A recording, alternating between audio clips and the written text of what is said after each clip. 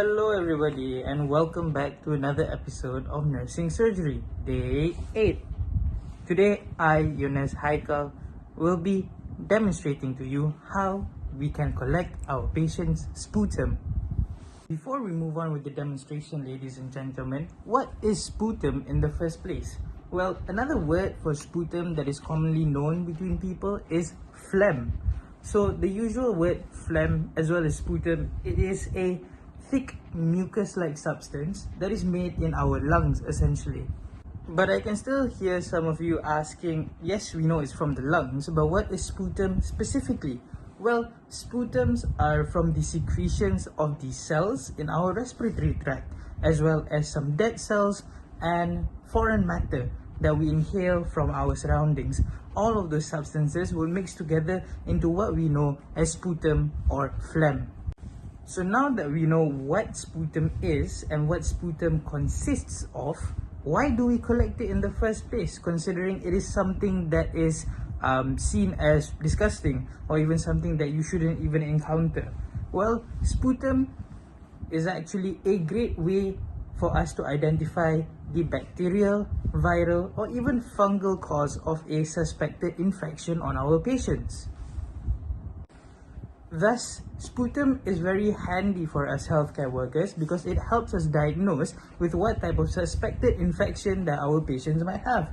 For example, from a sputum specimen alone from the patient, we can either find out if that patient has pneumonia or even COVID or to a certain extent tuberculosis, because the bacterial or viral cause of those infections exists inside the sputum. So when we send it to the laboratory to be checked out, they can see if those bacterial, viral or fungal causes of the infection towards the patient are present in the patient.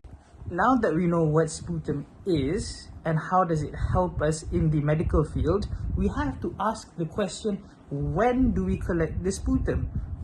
Well, to answer the question, ladies and gentlemen, we collect sputum from our patients once a day. And ideally, ladies and gentlemen, we collect it early in the morning, even before they have their breakfast, or even better, before they even brush their teeth or have any mouthwash rinsing. This is because the chemicals or any foreign substance that exists from the intake of food or rinsing your mouth with mouthwash can mess up the sputum specimen, especially in the culture sample later on, for us to find out what type of infection do our patients have. Thus, it is very, very important, ladies and gentlemen, for us to collect our patient's sputum specimen early in the morning, even before they have any liquids, any solids or anything at all, ladies and gentlemen. And for how long do we do a sputum specimen onto our patients? Well, usually, under usual circumstances, we would do it for 3 days. That means for each of those 3 days, we collect the sputum specimen once a day early in the morning before the patient has any liquids or even their breakfast. But it is also subject towards change when we are given different instructions. Since now we know what is sputum specifically, why do we collect it from our patients, as well as when do we collect it from our patients, it is time for us to begin the demonstration on how to collect the sputum from our patients. But first and foremost, we need to know the instruments that we are using today.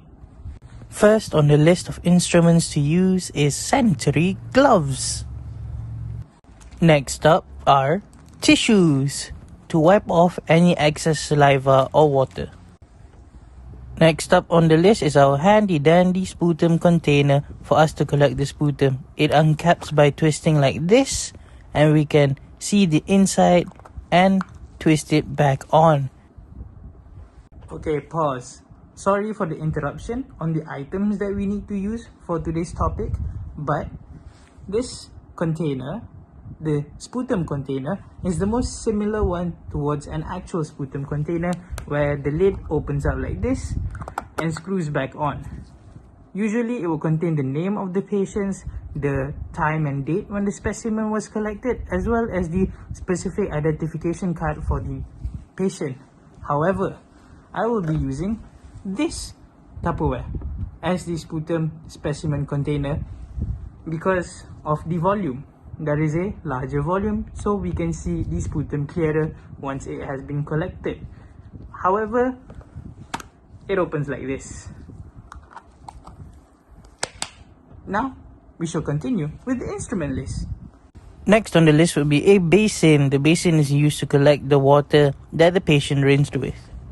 Last but not least, the instrument we need to use is a glass of water. This is for the patient to rinse them out. Now that we're familiar with the instruments that we're supposed to use during a sputum specimen collection, let's get to the demonstration. And sticking true to the practical experience, our patient has just woken up as well. Hello, miss. My name is Haiqal, and I will be your nursing assistant for today. Are you comfortable with that? Yes. I have been instructed to collect your sputum. Are you okay with that? Yeah. Alright then, miss. This is a quick and simple procedure, and nobody will need to do anything very physically active because it is early in the morning. So, first and foremost, I would like to apologize for waking you up this early and making you do this. But the first thing you have to do is hold this cup. Open it please for me. And please do not touch the inside. That is the sputum sample cup, where you would cough and your sputum would be spat into there, alright? So the thing that you have to do for me is, when I tell you to inhale, you would inhale. When I tell you to exhale, you would exhale. We would do that for 3 times, and on the 3rd time, the last time, I would ask you to cough, and with all of your might, you would cough out the sputum inside of your chest, or inside of your lungs if you may, into that sputum specimen cup. Is that okay, miss? Yes. Did you understand my instructions? Yes. Was it clear enough? Yeah. Alright, let's do it together. So now inhale for me, miss. And exhale. Inhale and exhale. Inhale and cough for me, please. Very good, miss. That is a good sample. Thank you so much. You can give it to me now. You don't have to close it. Thank you, miss. And there we have it, ladies and gentlemen. This is our patient's sputum sample. As you could see, it is white, but sometimes it could be yellow, thick yellow, or even green. And that is not for us to worry, because we are just collecting the sample and we are sending it to the laboratory for it to be analyzed. Now, ladies and gentlemen, before we end off today's video, I must tell you that there is another method for us to collect our patient's sputum, and that is by the suction method.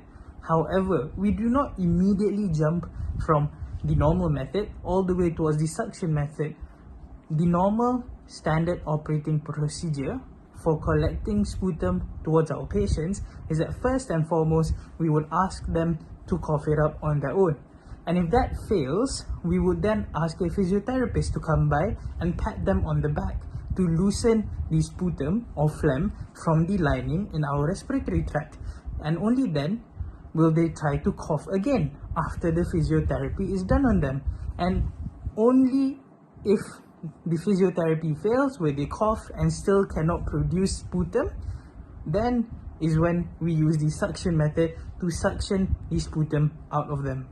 And that is all for today, ladies and gentlemen. Remember to share, like and subscribe to the video, as well as hit the bell so that you are notified whenever we upload. And remember, see you in the next episode.